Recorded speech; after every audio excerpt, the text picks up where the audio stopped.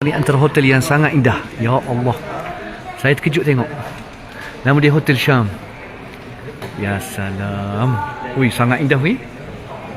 Hotel Syam di tengah Bandar Damsyik.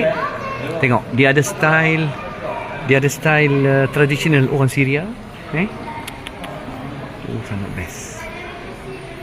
Okey, ni Hotel Syam, di mana kita tengok hospitality dia sangat baik.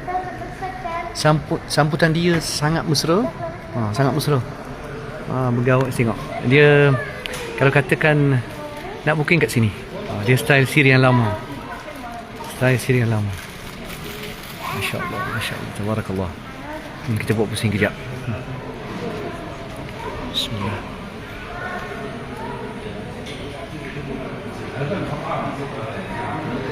Ya Allah, memang insya-Allah kalau pelancong datang kat sini, saya bawa sini lah terus.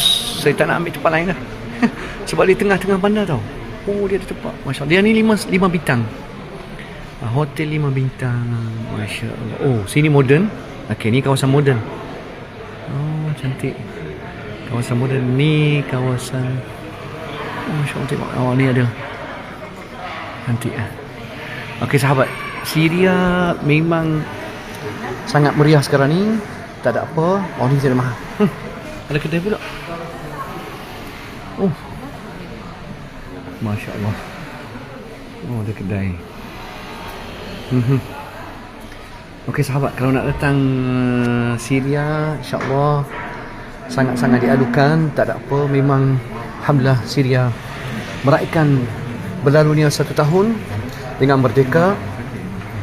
Dan alhamdulillah time ni best. Tapi sejuk lah. Cuma hotel suam. Hotel dia suam. Memang best.